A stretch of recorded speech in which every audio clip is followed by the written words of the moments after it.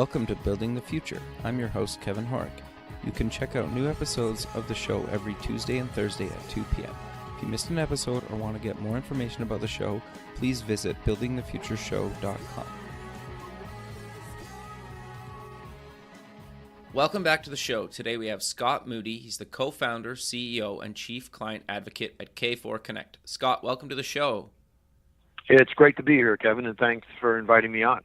Yeah, I'm excited to have you on the show. What you're doing at K4 Connect is actually really cool and innovative, and you've had kind of a really cool career kind of before K4 Connect as well. So I kind of want to cover both, but maybe before we kind of get into either one of those, let's maybe get to know you a little bit better and start off with where you grew up.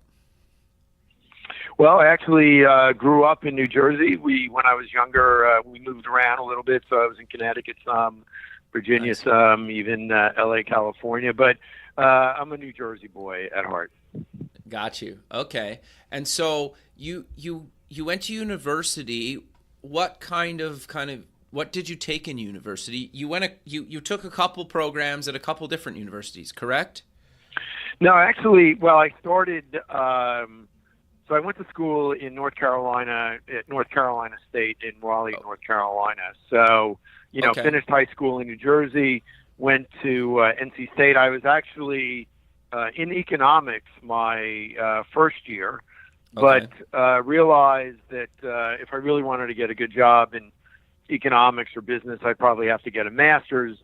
To be honest, Kevin, I didn't really like school that much.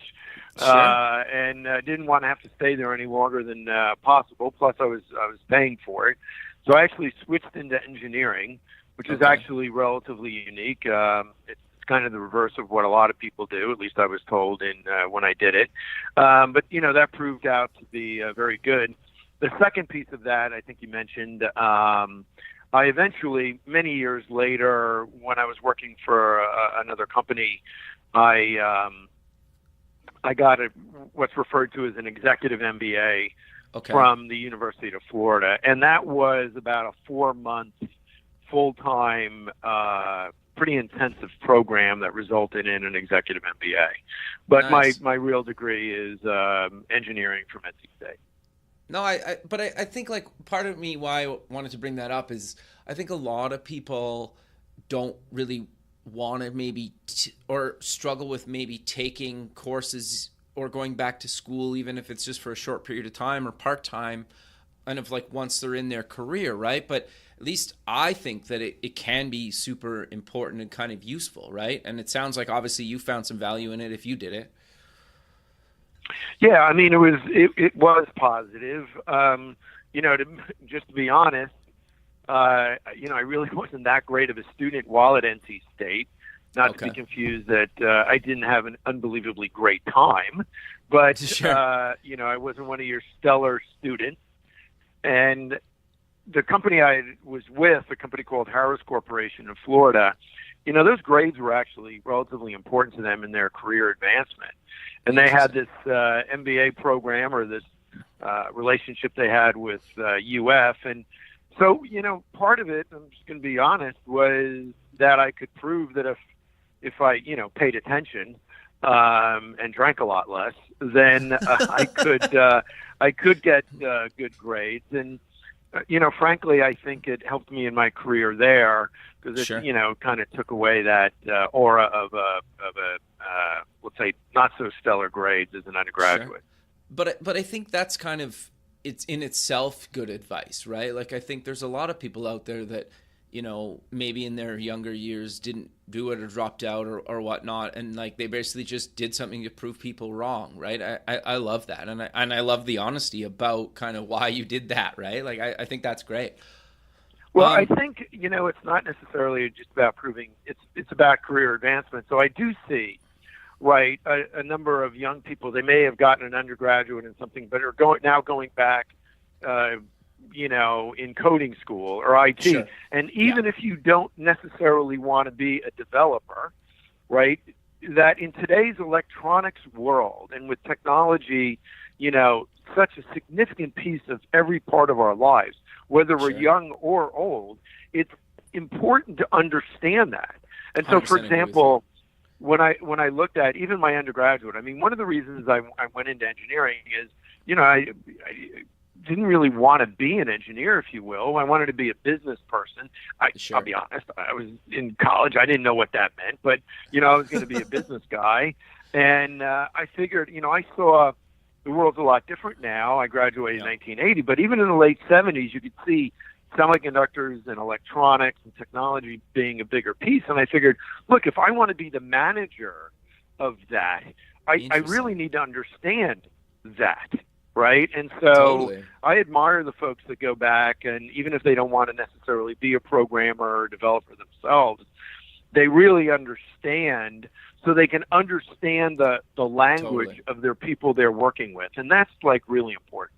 No, you couldn't, like, I 100% agree with you. I think, like, in my opinion, and I don't mean to get like kind of political, but I think like they should be teaching kind of just basic programming even in schools, right? Because you don't have to be a programmer, but you're going to be eventually working in an industry with software or something, right? Like, it's just an understanding just basic kind of logic. So I think I totally agree. And I love how you kind of thought about that and kind of decided to take something in school related to that. I think that's great. But kind of walk. Yeah, I mean, it worked out. So luckily, Sure. between visiting bars, I did have some other thoughts, right? So, yeah. No, I think everybody should enjoy their younger years. So I I don't fault you for that at all. But I'm kind of curious. Then walk me through kind of your professional career before you kind of came back and decided to do K4 Connect, because you have quite an impressive career. You had a company acquired by Apple. So kind of walk us through kind of that whole career. Well, I really would put it more as, I've had a very fortunate career. Sure. And blessed in the opportunities to work with the people that I've had that opportunity. But so right out of college, remember I graduated in 1980. Sure. I don't even know if the word entrepreneur had been invented yet, right? Fair. Other than in France. And, so startups weren't something that people talked about. Yes, they happened. There were a lot in, the depths of semiconductor and then eventually electronics out of Silicon Valley. But so like everybody else, I went to work for a bigger company. It was a company called Harris Corporation, actually Harris Semiconductor. And it was a great career opportunity. So one of the things I often tell people is if you really want to be an entrepreneur, go to work, right? And so get a job, right? Get a job, sometimes even for a bigger company, so that you can learn, right, not only your job function, but you can really learn and understand markets and customers and so on and so forth. And so by the time I helped co-found our first company, Authentic, I had 18 years of experience at Harris Semiconductor. And during that time frame, I had a lot of different jobs. First in operations, then in program management, product marketing, product line management, and then eventually heading up a division. So by the time, we co-founded Authentic, I really had a lot of experience. I had experience in manufacturing, I had experience in marketing. I really understood what a financial statement looked like. And Sure. I actually, since we sold our products into the PC and the cell phone markets, I really understood those markets. Right, I understood the suppliers in the market, and I understood the kind of customers that we would be selling to, whether it's an HP, an IBM, an Apple, et cetera, et cetera. So I really give credit to Harris Semiconductor and the number of people I worked with there for kind of grooming me to be a startup. Of course, we started Authentic in 1998. Okay. It was myself and a gentleman named Dale Setlak. Dale, generally referred to as the smart guy, and he was the CTO, and really foundationally a lot of the technology was around ideas thought of and then eventually developed and brought to the forefront by Dale and a great team of engineers around him. So we started that company. We raised 1998. We eventually raised $70 million in venture capital, Wow, and that's included awesome. groups like Sierra Ventures, the Carlyle Group, Texas Instruments, some smaller groups like Stonehenge, Growth Equity, and various companies like that. We then took the company public in 2007, and as you had mentioned, in 2012, we were acquired by Apple. I think to this day, we remain the only public company ever acquired by Apple. And then our technologies turned into what you know as the Touch ID today. Yeah, and I think even Android users have heard of Apple's kind of Touch ID, right? I think everybody knows kind of the technology that you guys created, and that's really cool in itself, and kind of probably like a wild ride. But I'm curious to know. I'm assuming then that you had a lot of connections in the industry that really helped you when you created, Authentech, to actually start getting your first kind of clients, or kind of walk us through kind of that, if that kind of helped or didn't help, or probably didn't hinder, but. Well, I don't know that we had so many direct clients, right? In other words, Okay. a person that I could call and say, do you want to specifically buy this, right? Yes, Okay. there were those. And certainly having connections into the industry, I could make a phone call who could lead me to the right person. Gotcha. But I think probably more importantly is we had a good understanding on two ends. We really, if you think of Dale and the team we had behind Dale, these were really seasoned semiconductor designers and operators. They knew, right, how to really design a product, design it to be, properly tested, to get it out quickly, to have some assurance of, first time success. And that really comes with a lot of experience. And so we really brought in some exceedingly bright people. So they really understood, how to design and get a product manufactured. Gotcha. On the other side of that, myself and others, we would have, a good understanding of how to bring that to market, because we were used to selling into the PC, the automotive, and, the cell phone markets. And just mind you, the cell phone market was a lot different when we started the company. Totally. But the fact of the matter is that so there was a lot of experience, within the industry, and there were times that was unbelievably helpful.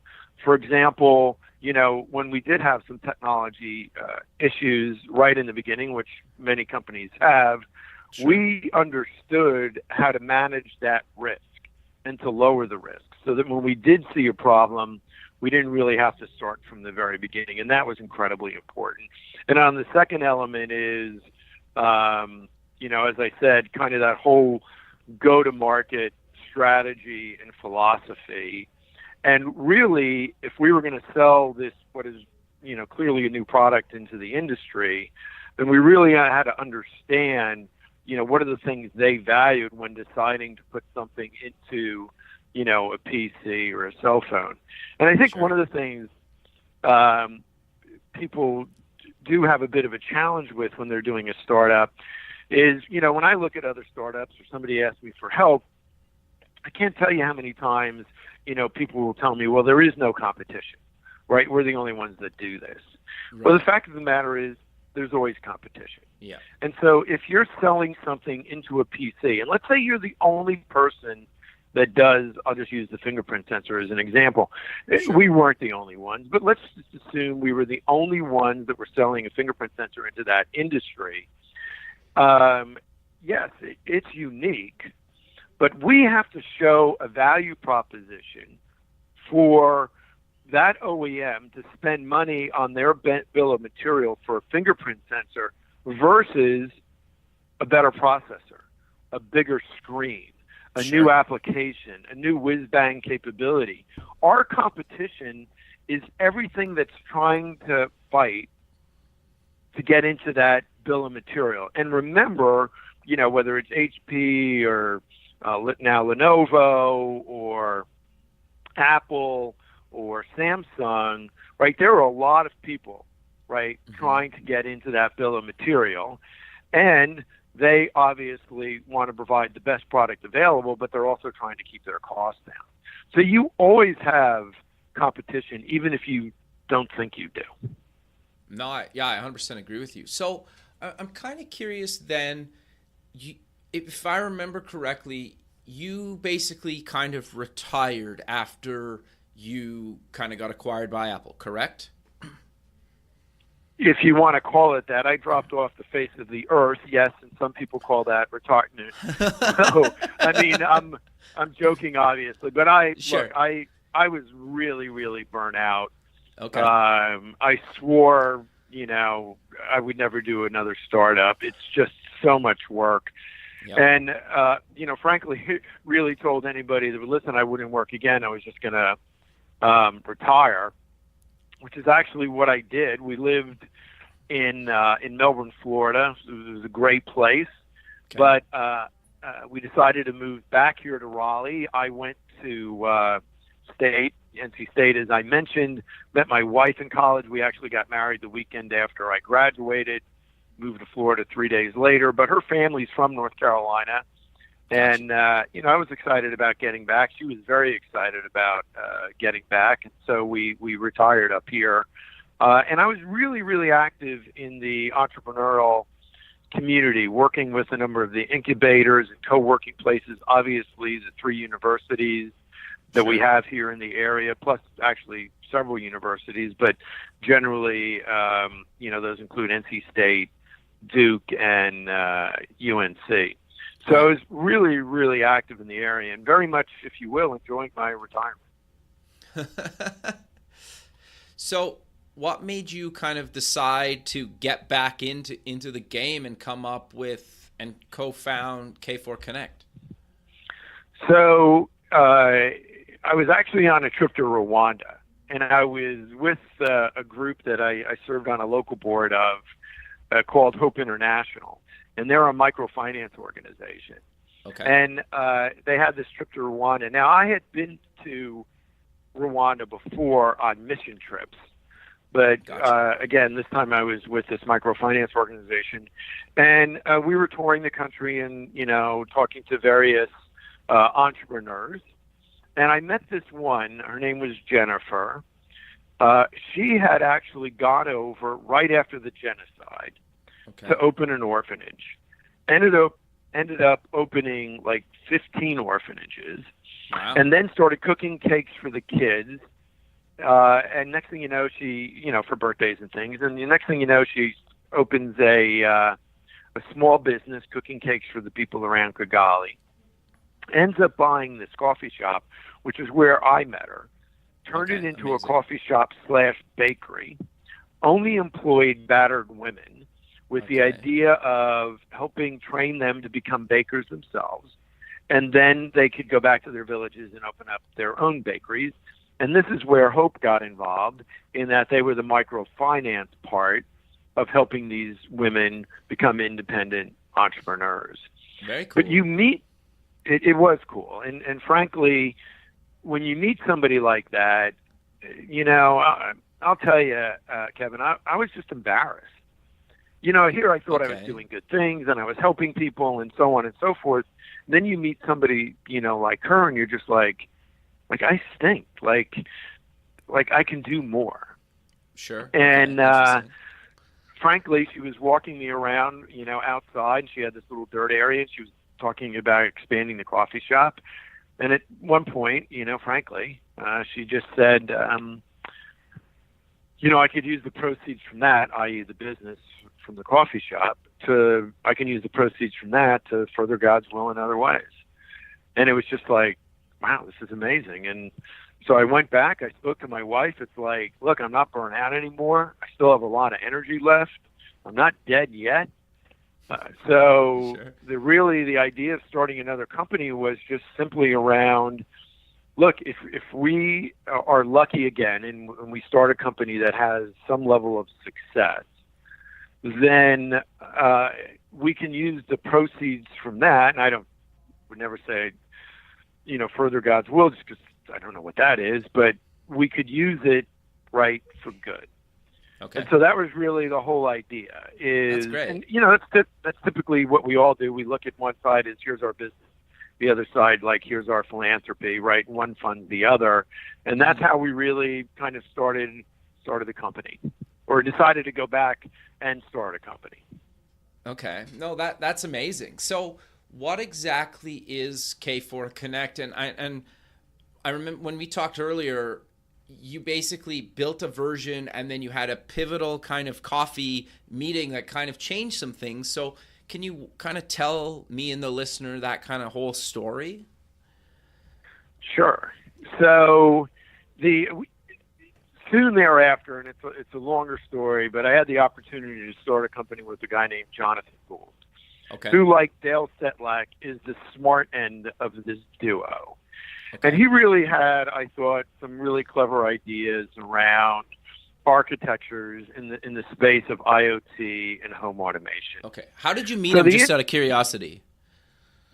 So he had actually been with a prior company that had reached out to me for help. Unfortunately, that company didn't make it, and Okay. but I always admired Jonathan, and we eventually got together, on a whole different idea. Okay. But I just admired him so much. I mean, I really saw that he was not only an exceedingly smart guy, but a good guy, right? And one of the things I always tell people, right, is you're just about to spend more time with your co-founder than you will with your spouse over the next 5 or 10 years. And you really need to get to know that person. And Jonathan reminded me a lot of Dale. Yes, they were both incredibly smart.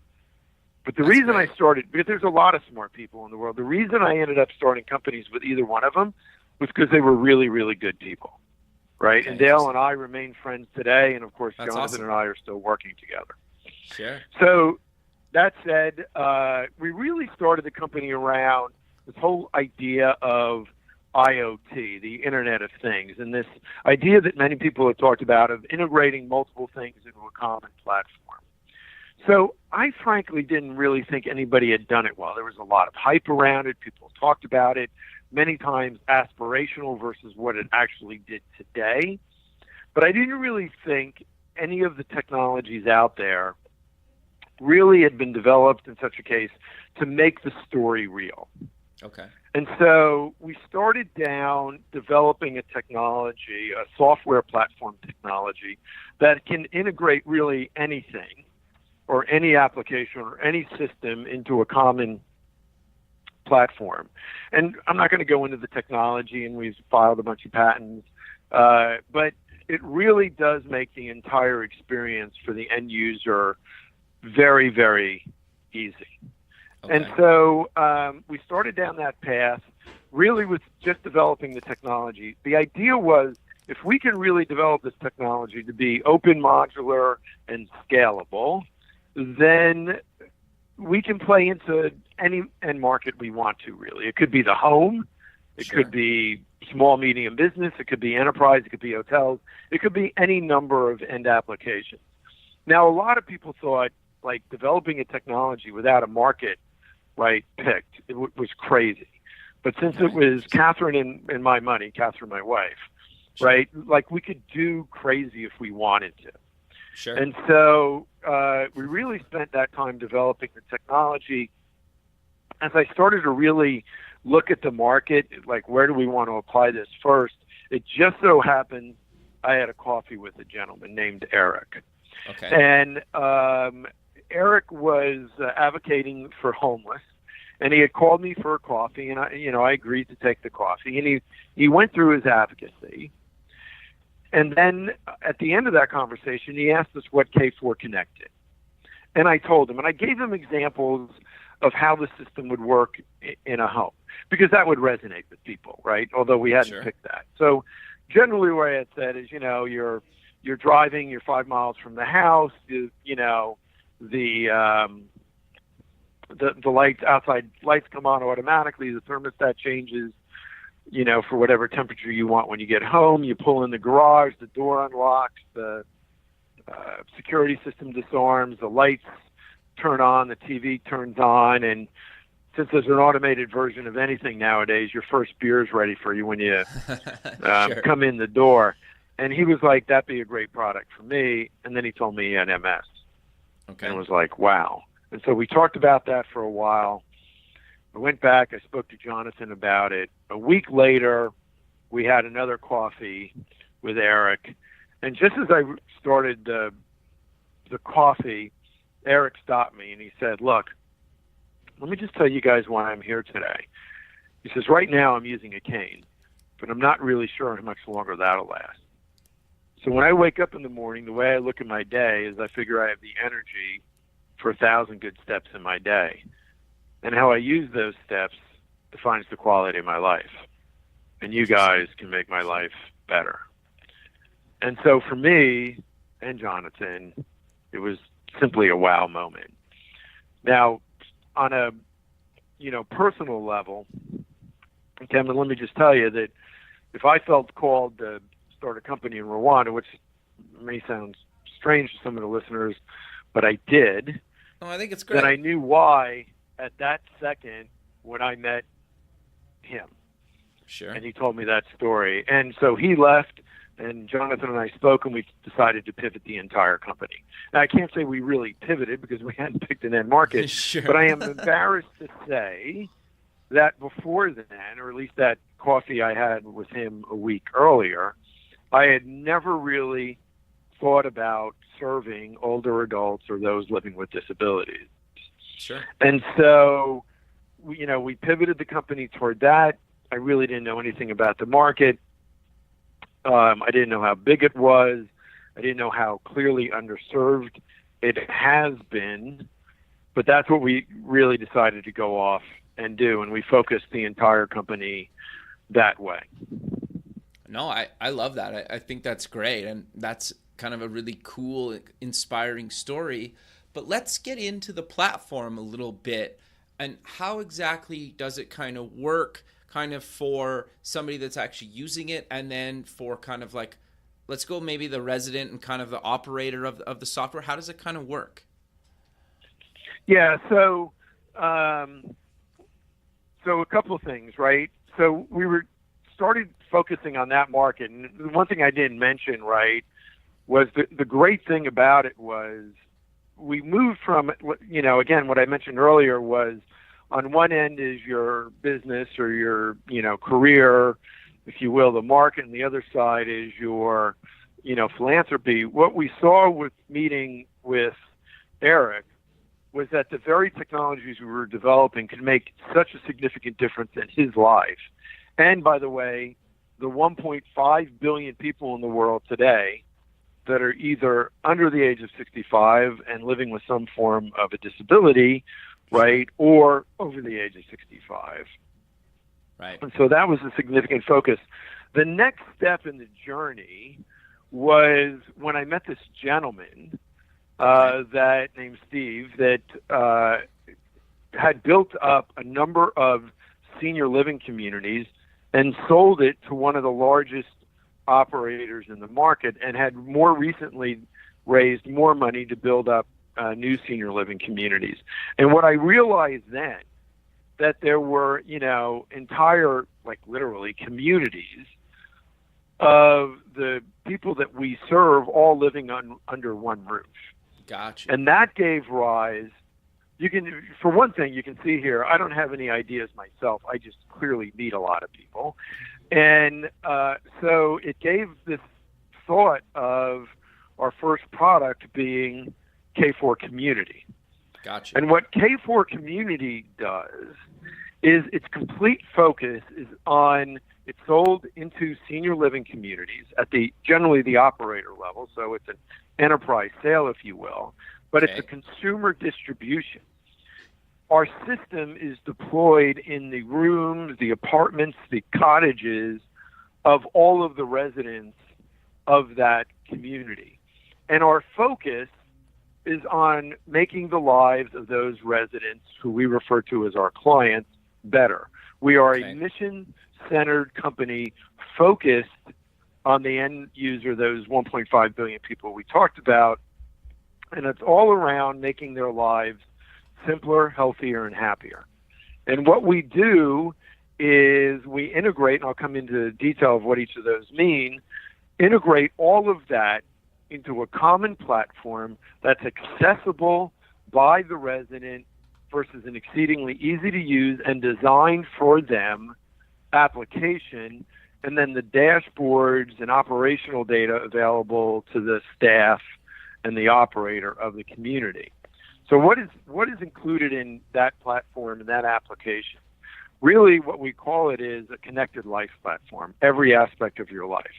Okay. So the simpler elements are home automation, what you think of home automation. So it can be everything from lights and thermostats and bed sensors and motion sensors, as well as automated blinds, TV remote controls, anything that you can think about automating in that room. Now, it's not a matter of just controlling the room through the app. It's a matter of that room being responsive to your needs. So the temperature is automatically changing at night to a little bit cooler because you sleep better in a cooler room. Yet when you do get up at 2 a.m. in the morning, the lights are coming on automatically. So all of those things happen responsively without me even, using, if you will, the app.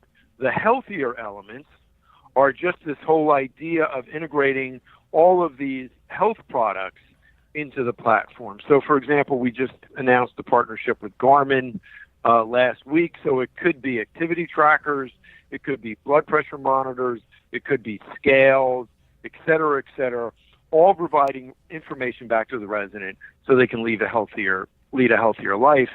We also do things like pill reminders to remind somebody that it's time to take a pill, whether sounding a small sound or maybe flashing a light, things like that, and then wellness information as well. And then finally, the happier element is really around connection. It's about being connected to, if you will, your former community, so your family and friends outside the community via video chat, audio chat, messaging, picture sharing, and then we also digitize everything in the community. So it could be simple things like a newsletter, but at the same time what we do is all your activities show up, so you can sign up directly through the tablet for activities. Menus are available, and you can even, in some cases, order directly from the tablet for a menu and even have it delivered to your room. So we basically digitize all that. So if you think about it, the simple home automation, the healthier around wellness, and the happier around engagement, right, including your internal community. So, for example, we provide, or we soon will in the next month, resident-to-resident communications, right? Okay. So it's like a power Slack in a senior living community. And so it's all that's integrated. It's available to the resident in a common software application. If you really think about it, we all want to live, right, simple, independent, healthy, happier, engaged lives. And what we simply do is provide technology to help the people we serve live those lives. And that's our job in the end of the day. No, I love that. And kind of when I kind of first found out about you guys, I thought it was kind of actually really innovative what you guys are doing, because so many people out there, like, it's kind of the nerds, for lack of a better term for it. And I would put myself in that boat where, you buy the cool light bulbs that tell you to do, wake up with it, if it's going to be sunny, it turns them on yellow or orange in the morning. And if it's going to be rainy, maybe it's blue or something like that, right? Like, you can do all this like kind of stuff that, is almost unneeded, right? It's just kind of a nice luxury item, but like, you guys are taking this technology and actually making it really useful for people that actually kind of, makes their lives a lot easier and more convenient. And if you only have 1,000 steps in a day, if you don't have to go open the blinds or go up, get a TV remote or something, as long as you have your tablet around or kind of the sensors around, like you could basically, you cut out a lot of their, kind of tasks that maybe it's harder for some of those people to do, right? So I love the idea. I think it's great. You're exactly right. I mean, that's hitting the nail on the head. Is what we often talk about. No disrespect for me or you, but many of these things at best are a convenient item. Yeah, totally. If not strictly a novelty. Yeah, very much. But for the people we serve, it provides true utility. So let me just take an example of the, like a connected door lock and a connected doorbell, right? Sure. Look, we can get off our rear end and answer the door. Yep. But for somebody in a wheelchair, for somebody at the end of the day that may be, challenged with MS, right, who are very, very tired, for somebody that may be in bed or just can't get down the stairs fast enough without the worry of tripping, that connected door lock and wireless doorbell provide real utility in their lives, right? Sure. So, so what we do in many cases is things that are designed, if you will, for other demographics. We repurpose them for the people we serve because we know that they can provide true utility at consumer prices. Interesting. Yeah, I didn't think of that angle, but yeah, that totally makes sense, right? Because the technology's come down in price so much in the last even like 2-3 years, right? That it's almost affordable for anybody at this point, right? Look, me and you can go down to Lowe's and buy this stuff. Sure. Right? Why can't it be made available for our parents or our grandparents, right? Yep. Or, my good friend that has MS or my brother that might be in a wheelchair or, without it becoming where it starts to look like a hospital room and they want to charge me thousands of dollars. Yeah. We can do that and we can enable that independence, right? That engagement and that, healthier lifestyle by really bringing these things forward together, right, to the people we serve. And let me just mention that together part. Yeah, a lot of everything, what we do is we integrate the best in class, whether it's hardware or applications or even systems, is the challenge that I think a lot of people have is they look at, particularly in a startup case, here's a problem. I'll develop a device or an application for it, and then I'll try to go out and sell it. Well, who's going to put all that stuff together? Who's going to make it operate together, right? Who's going to have a common UI across all of these things? I mean, it gets to the point where you could have 10 lights in your living room and need 10 different apps. You're right, totally. To turn them off. Yeah. Well, grandma's not going to do that, right? Somebody has a challenge with their fingers is not going to do that.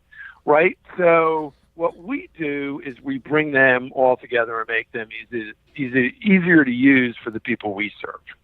Sure. No, I think that's great. But then the actual communities, they have kind of like a overarching kind of dashboard. You kind of mentioned that. Is that something that they can kind of monitor and see kind of what's happening in somebody's room, or how's that piece kind of tie into everything? So really, what we really focus on, first off, is first order value to the resident. How do we make their lives simpler, healthier, and happier, right? Okay. But at the same time, that operator wants to provide the best in healthcare, right? So if they can see somebody that, it looks a little different, right? So it could be something like, the resident is getting up multiple times in a night to go to the bathroom, which is quite unusual because, they used to just get up once a night or not at all. So, it might foretell something where you can check to see, if there is an issue. Is there some kind of infection? Are they just eating something different? Are they not sleeping well? Is, something bothering them? So there's all, there's that opportunity. At the same time, there's things, even in terms of just overall maintenance. So just as an example, we can tell if there might be an individual air conditioning system that might be having problems. How do we know that? Interesting. Well, let's say their normal temperature during the day is 75, but they like it at, I'll make up a number, 71 at night. Okay. So we change the temperature automatically. They don't have to do anything at, say, 10 a.m. or 9 p.m. Sure. And we noticed 2 hours later the temperatures moved only a degree, right? That can foretell there might be something wrong with their AC unit. And so we send a note to maintenance. You know, it's not an emergency, right? Sure. But they can go check on it. What happens now is somebody really only realizes that, right, when the resident or maybe a family member that's visiting them on the weekend says something that my room has been hot for the last week or a couple of weeks. Again, Sure. those are all the things that we can provide. And, of course, those things clearly provide benefit back to the client. They provide Yep. benefit to the operator as well, no doubt about it, right?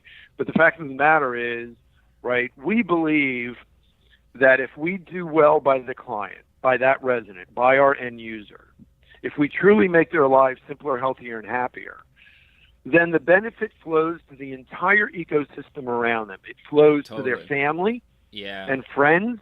It flows to the staff of the community, and it flows to the operator and the management of that community. But it really all starts with the client. So when we go into a community, the clients or the residents and their families see this as an amenity, right? Something that Yeah. will, again, allow them to live, you know, a more independent, healthier, and a more engaged life.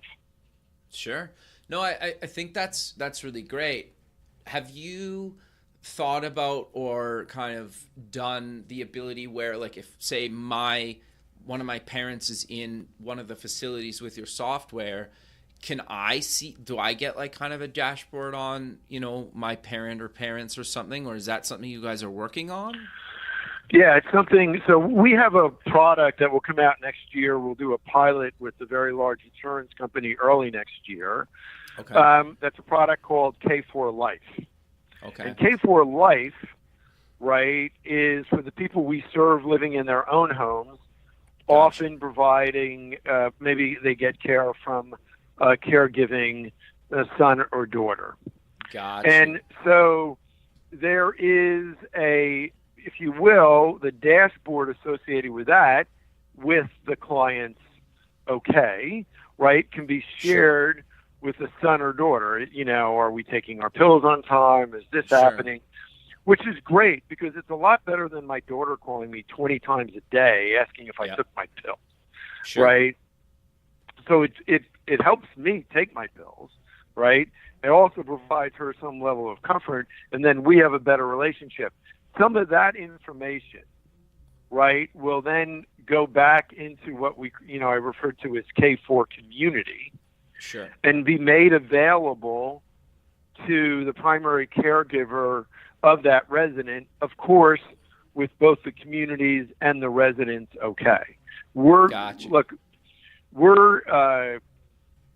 Privacy is incredibly important to us, right? We do Sure. not sell the data, and we Okay. do not market or sell to the people we serve. We Gotcha. use that data strictly and only for the improvement in their lives.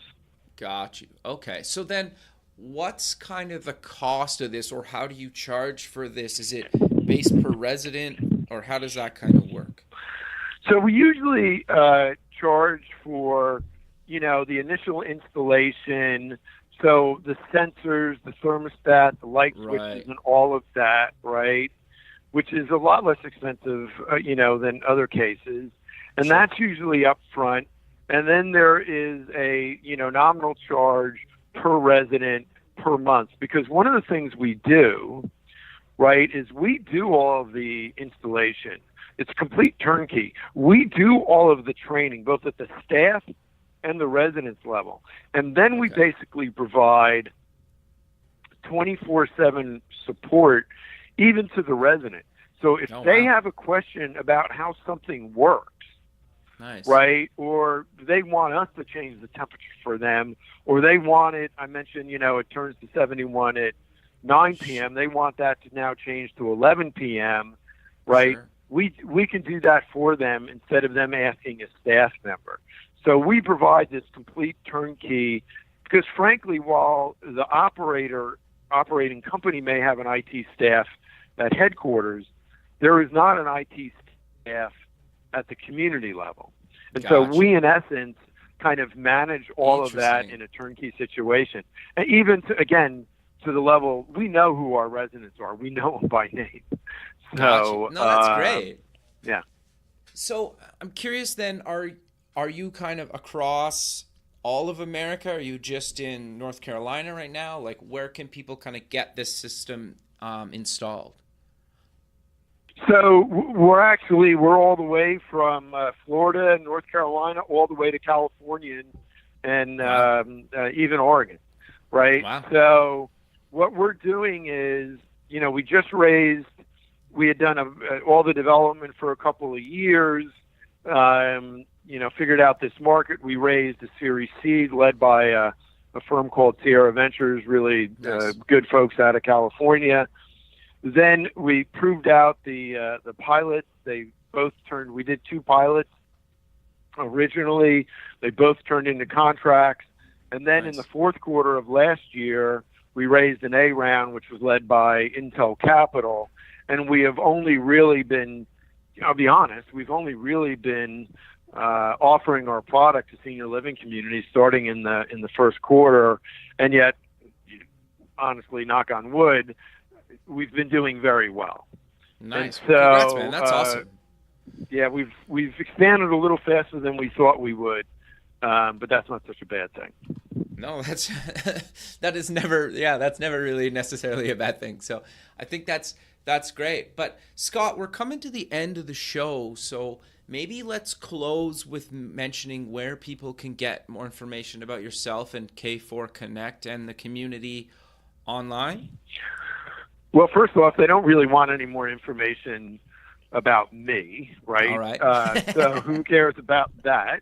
Believe me, as I tell people, I know really, really smart people because I'm not particularly bright myself. So so let's put that aside. On K4 Community, to be honest, we haven't updated our website in a bit just because we were so busy, but that's certainly one place.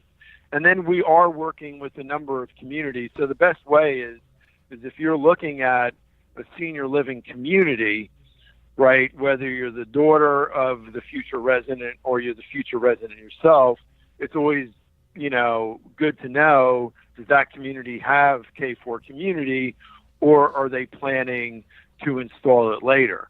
So we're Sure. working with some operators now that own, really tens, if not hundreds, of senior living communities. Well, they don't all roll it out in one day, right? Sure. So it's interesting to know that is the company rolling it out to their senior living communities over time, and will that senior living community have it in the future? Got you. And then people can obviously visit your website at K4 and then connect.com. Yes. So Perfect. K4 Connect's the name of the company. K4 Community is the name of the senior living product. And then K4 Life will be for, those we serve in their own homes. Perfect. Well, Scott, I really appreciate you taking the time in your day to be on the show, and I look forward to keeping in touch with you, and have a good rest of your day. All right. Very much appreciate it. God bless. Thanks. Bye.